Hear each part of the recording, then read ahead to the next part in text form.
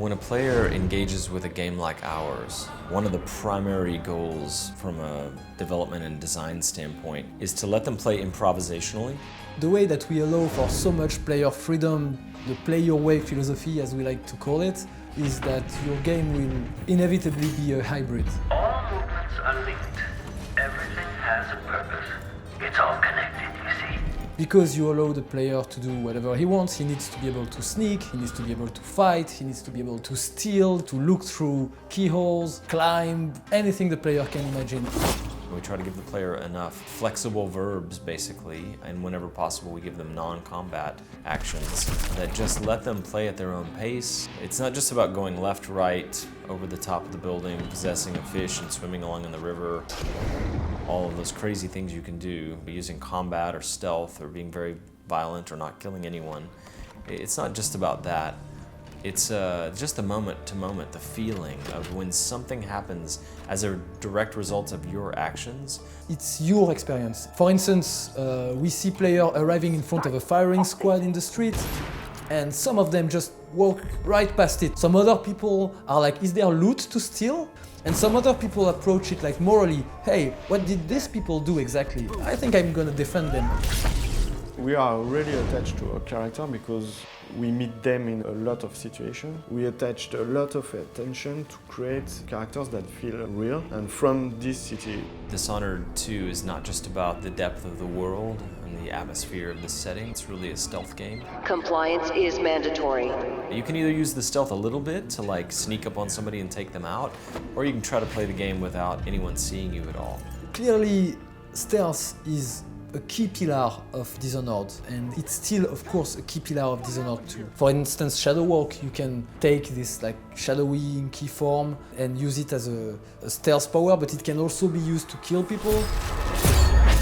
But we've added many more non-lethal options as well. Drop Assassination was very popular before, but now you can land and knock them out. We've added a combat choke that allows you not only to like break out of combat and non-lethally subdue somebody, but you can also use it to drag them around, use them as a human shield, throw them at an enemy. So there's just many more options just in the basics of combat and subdual. I'm not sure I'd call it mercy. If you just want the cathartic experience of chopping dudes' heads off and shooting them in the chest, dropping on them from the top of a building, taking out as many corrupt guards and aristocratic weasels as you want, Dishonored can definitely be approached that way. For Dishonored 1, we had the Outsider mark you, giving you supernatural powers. It burns from the inside. When the Outsider offers you his mark, this time in Dishonored 2, you can say no. No.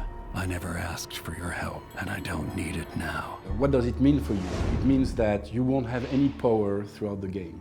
And for us, level designer, it means that you should be able to do everything that the other guys could do with the powers. Sometimes it's more difficult, but at the end of the day, you can finish the game without any power. What are you waiting for? What's going on here?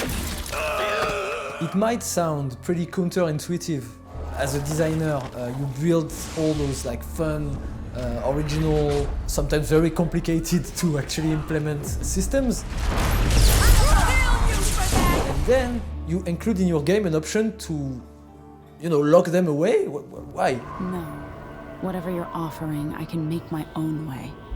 That's, I think, because we are confident that our core gameplay is interesting enough, and we are confident that the player who makes that choice wants that kind of experience.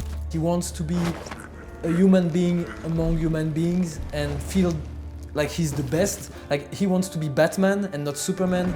We have players who play for the story, we have players who play because they have stealth simulation, because they think Emily's cool or Corvo's cool. Some players move through the game like a shadow without leaving anyone disturbed, and other players leave a big trail of blood and body parts.